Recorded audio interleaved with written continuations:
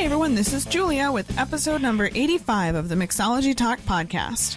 One of the things that I've heard for years, and especially recently, is the challenge that comes with finding good quality people to come and work behind your bar.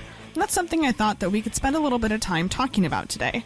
What are the things that great staff look for, and how can you make sure that your bar is going to be a place that folks want to work? We have a couple ideas to at least give you some food for thought. So let's get into it, and as always, you can find the show notes at mixologytalk.com/85. So one of the trends that we're starting to see, or we have seen for quite a while in our industry, in the restaurant and bar community, is this huge demand for quality people to work for us. With all the new restaurants opening, depending on where you're at, it could be once a month, a brand new restaurant's open. It could be once a week. It could be once every day if you're in a big city like New York, LA, San Francisco. Restaurants are opening all the time. And there's not enough qualified people to fill those positions. Yeah, it really does seem like it's a less desirable industry to join nowadays. And so you don't see as many young people joining hospitality as, well, certainly not as a career. And you see a lot fewer people coming into the industry overall. So you've got a supply and demand problem. So it's really starting to affect how we operate, how we do business, and how do we get really good people in working for us.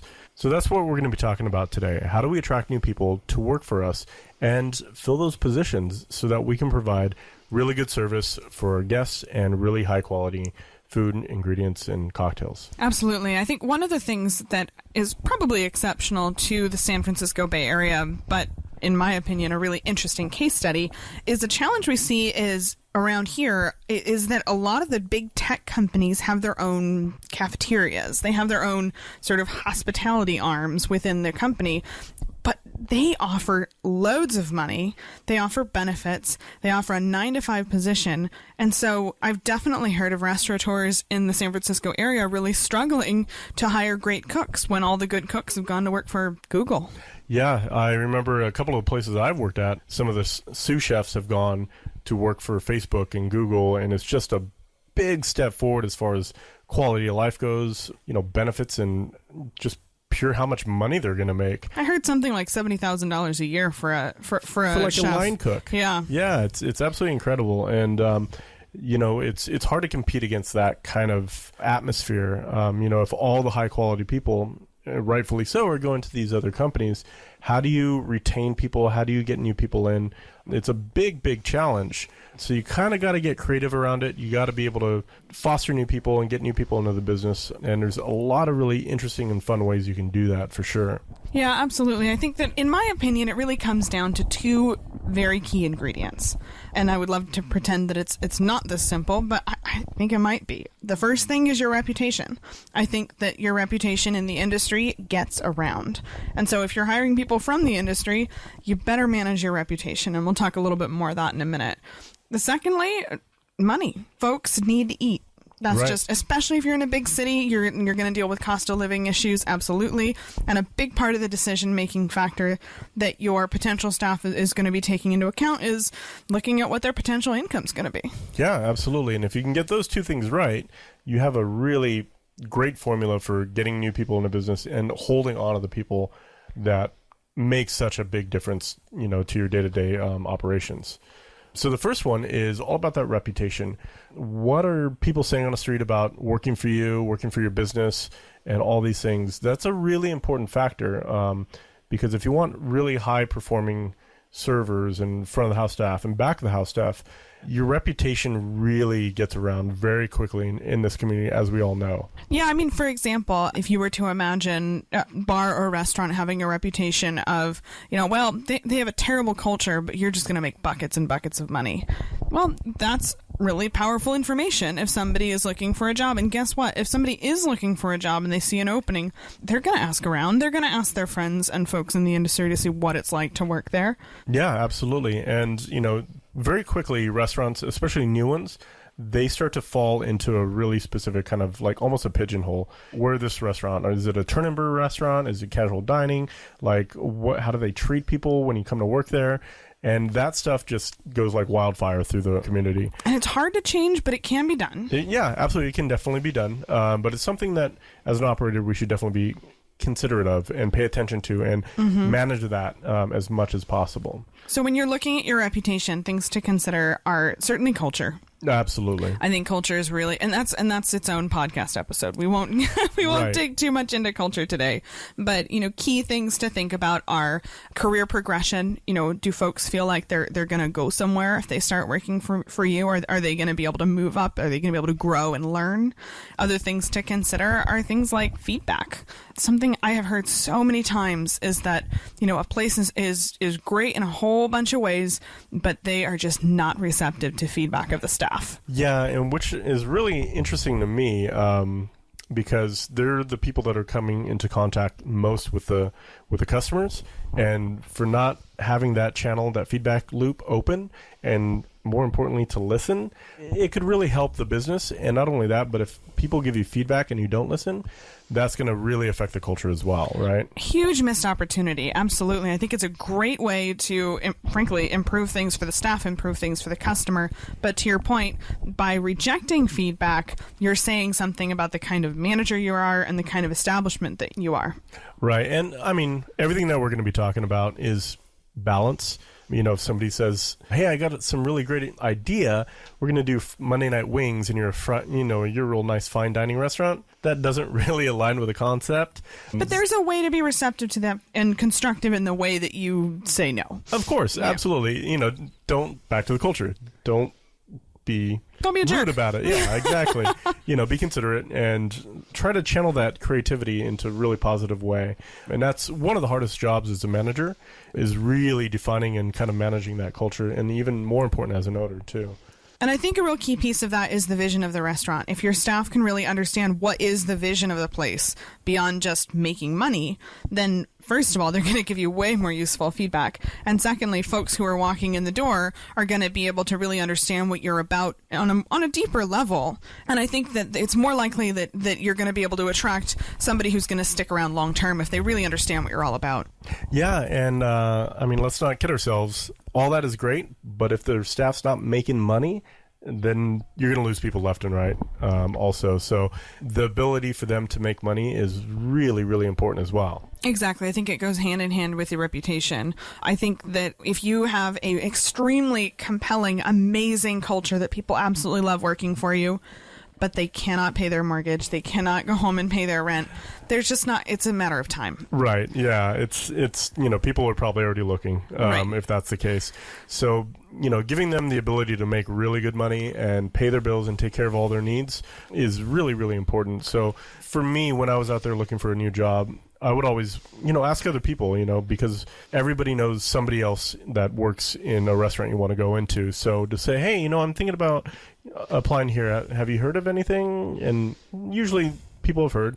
And they'll tell you, yeah, it's really good community, but, you're not going to make a lot of money, this, that, and the other. So make sure that you can give them the opportunity, whether it be with high check averages, really, really good cocktail menu, things that you can sell really does help. And being able to be a really busy place all the time, which is its own, I don't even know if it's a podcast episode. That's its own podcast series, maybe. But if you're able to do those things, you'll be able to attract people, you'll be able to retain them, and the whole cultural thing adds up to that as well.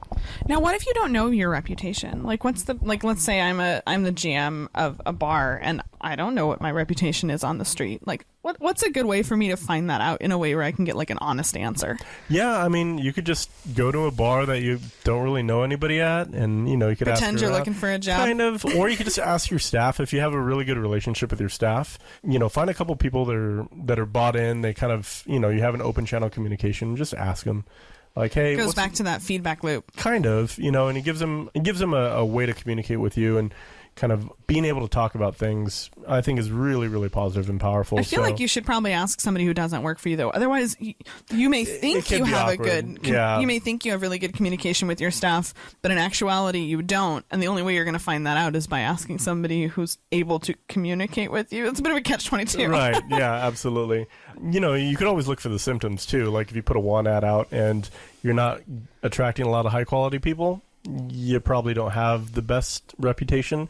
And on the flip side of that coin, if you have an opening and you don't even need to put an ad out and people are asking for a job, you know your reputation's pretty damn good. Pretty stellar. Yeah. Exactly. So that might be worth something to think about is how can you find out what your reputation is on the street.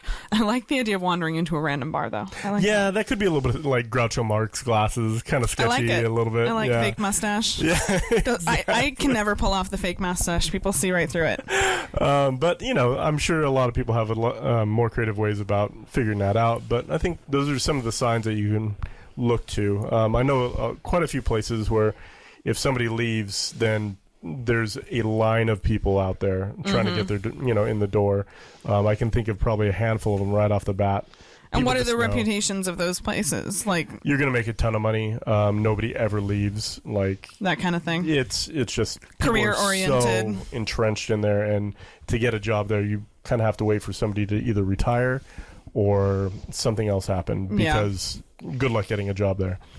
So getting back to that money concept, which you just mentioned again, I think it's so important. And being in the restaurant industry, we're not really talking about that $70,000 salary. Let's be honest. This is it could probably happen though, especially in San Francisco. But not a salary as a bartender. Not a salary. You're not going to see a salary. No. That's the king. And your benefits and all that is just a very different marketplace than if you were getting a desk job, and that's okay. One thing that you don't typically see is a lot of you tell me, but I don't typically see a lot of competition for the hourly wage. No, it's usually all about the tips. Hourly wage is basically just minimum wage wherever you go for a bar, for a hospitality position, at least in the U.S., right? Right. And it's funny, I actually talked to somebody, a friend of mine who just got into the industry, and they got their first check, and they're like, so let me ask you a little something about paychecks in the industry. I basically got a zero paycheck. Is that normal? And that's exactly what I did. I kind of laughed, and I had to think about it. I'm like, actually, yeah, that's about right.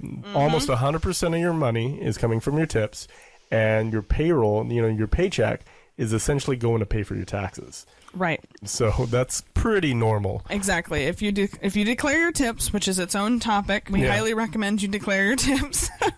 Then you may not be seeing big paychecks. But then again, there are other things that impact your take-home pay. Of course, things like Chris mentioned. How busy are you? This is something that you as a manager or owner obviously are trying to manage anyway. Right. But it's going to be a huge factor in your ability to attract talent. Secondly, check averages. Again, that goes back to, do you have a cocktail menu? Do you know what do you offer to try to help people increase their check averages? Yeah, we did a podcast recently on upselling, which actually might be worth a look if you haven't heard it already. Authentic upselling, for lack of a better word. How do you get those check averages up in a way that helps the customer? Yeah. And I think the last thing that I would think about really is the shifts. If you are looking for a really high quality person and you're offering them a Monday, Tuesday, Wednesday day shift, you're probably going to struggle.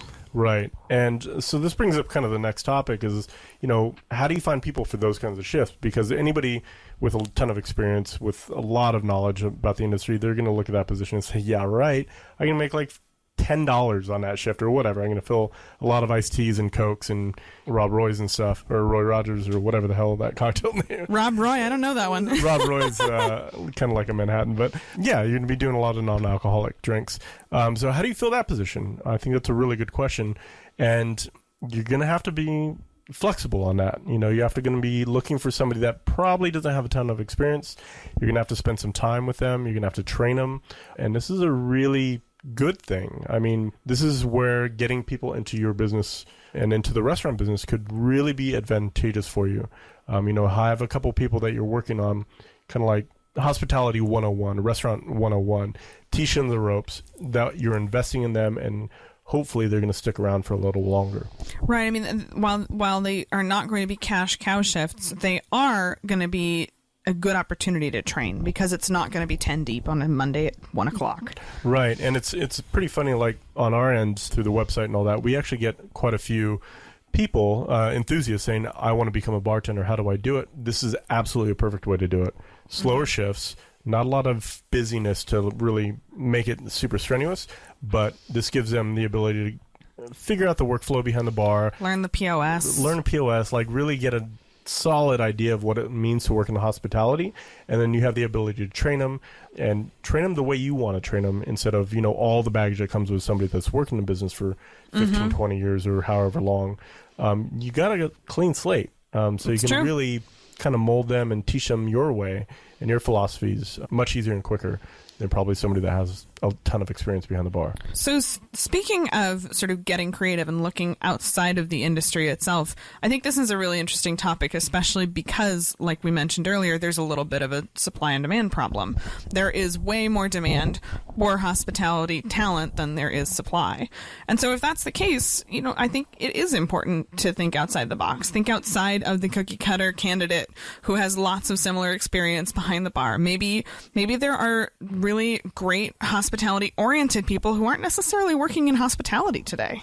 Yeah, and it's amazing. Like, over the last couple of years, I've been going out and just kind of have a different viewpoint on hiring people. And I remember walking into an auto parts store, of all places, and there was a young lady behind the counter, and I would have hired her in a heartbeat to be a training bartender because she demonstrated all of the skills you need to be a successful bartender. She was multitasking. She was helping like 5 people at once. She was answering a phone. She was checking somebody out. She made eye contact with everybody at the counter. And I mean, she managed that space really, really well. She had all of them, like the physical mechanics down of bartending. All that you would need to do is train her on recipes and POS. And I mean, that's what we can do. The hard skills, yeah, absolutely. And other than that, I mean, she had it down. She already had the mentality of helping as many people as possible, really great customer service, all the things that needed to be a really high performing person in this industry. And yeah, so just keep your eye out. I think, you can find folks everywhere. In retail, I think this is pretty common, but I think that you can also look in coffee shops, baristas, Starbucks, this sort of thing. There's quite a bit of similarity there. Absolutely. And, the workflow with somebody that works in a coffee shop is very similar. And some of those skills will absolutely translate into the work environment, to the restaurant business. And there's a lot more that you can offer somebody that works at Starbucks. I mean, well, besides the benefits, which we'll get to in a minute, but just pure pay.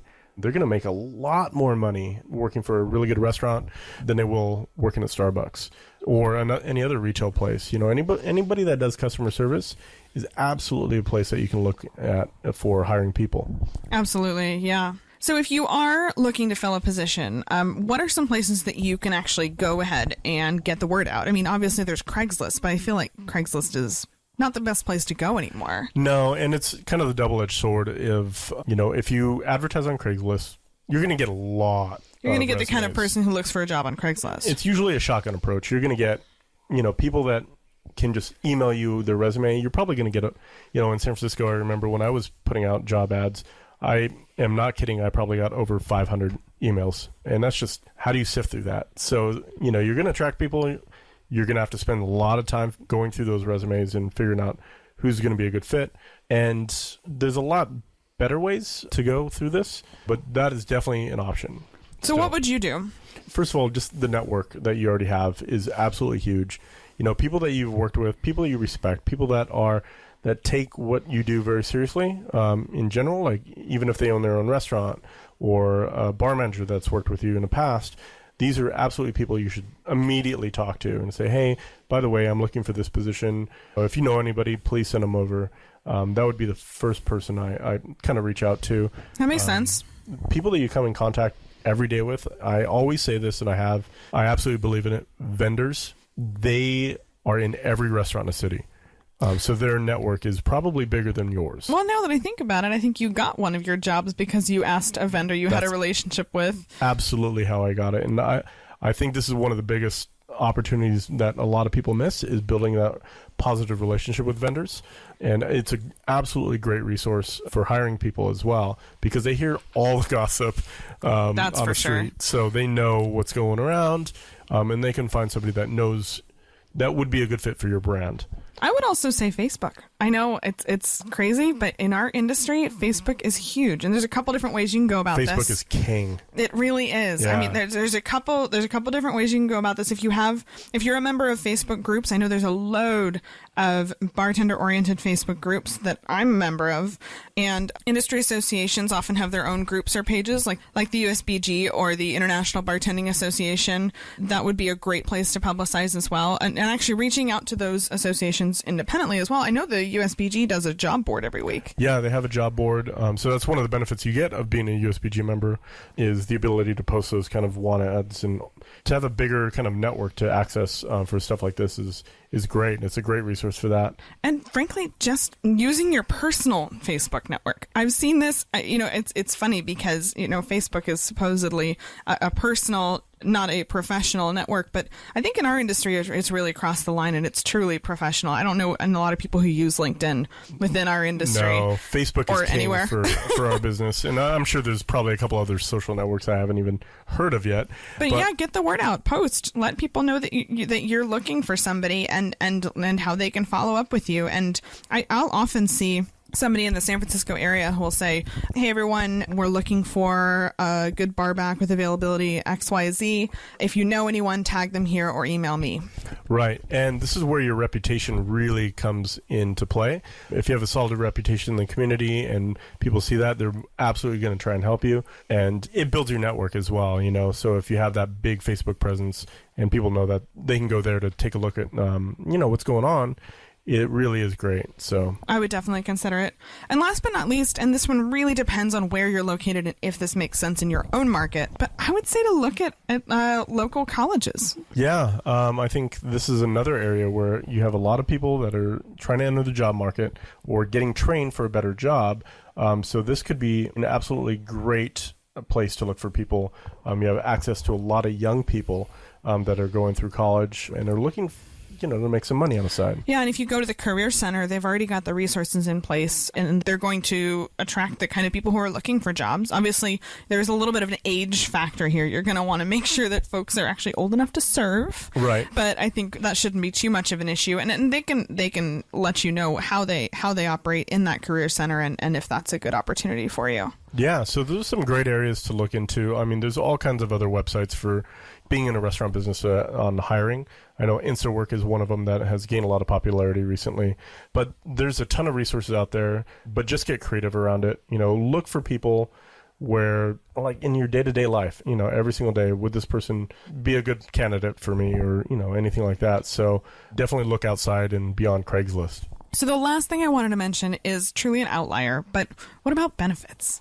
I think this is something that is starting to become more of a conversation around the benefits that you offer to your staff within a hospitality environment. Are you seeing this? It's a real conversation. There's a couple of people I've talked to recently where they felt like they couldn't compete with some of the bigger brands in their market because they were a very small, brand new restaurant, and they couldn't offer these things like benefits and health insurance and 401k and large referral fees for signing on. It can be very, very hard, but if you're able to offer these benefits, this could be an amazing magnet for hiring great people. So if you are that small restaurant and you really cannot afford these sort of high-end benefits, would you say that really building that strong culture and reputation can sort of fill the gap? I think it can definitely help. I mean, if that's what they're looking for, then there's no way you can compete against it. But, if you're not able to have the financial resources to offer all these things, you have time, right?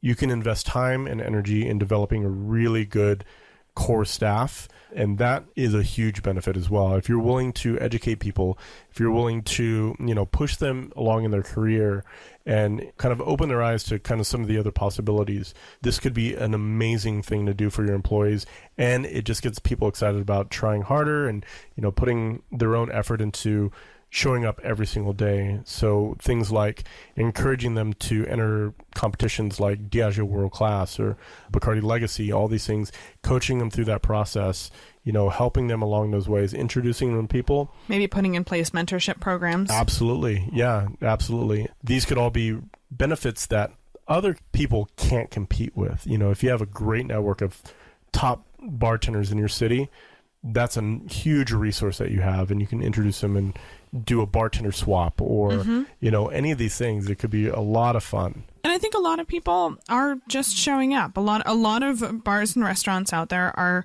just surviving. And if you can really go above and beyond and truly invest in your staff, invest in those educational opportunities, there's a lot of ways you can do that without actually putting money in that investment. There's a lot of ways you can invest time, like, asking your sales reps to come in and do an educational presentation, things like that. It does make a difference, and it isn't necessarily a difference that's going to hit your bottom line. Yeah, and I mean, this is all about engagement. I mean, just getting people bought in and trying a little bit harder.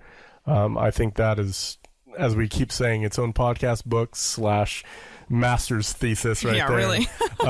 But there's a lot of ways to do it, and as long as you're doing it for the right reasons and pushing people forward and challenging them, people are going to respond to that, and a lot of people really want that. So giving them ownership over something in the business can be a really amazing benefit because they can put it on their resume when they go somewhere else. If they start to coordinate private events, or they start to do something for their social media, your social media account, and build a whole social media platform for you guys, not a platform, but, a program. These are all things that will absolutely help your business, and that kind of propels them forward, and something they can, offer up to the next place they go to.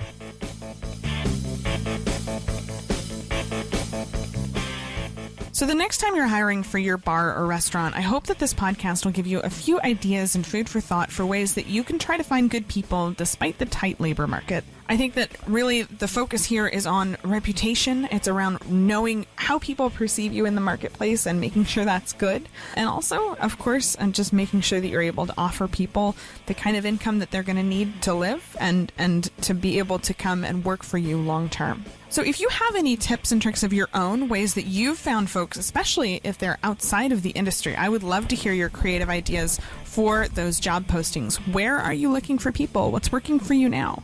Definitely let us know over in the comments at mixologytalk.com/85. I would always love to learn from your experience. Thank you so much, everyone, and we will catch you next time. Cheers!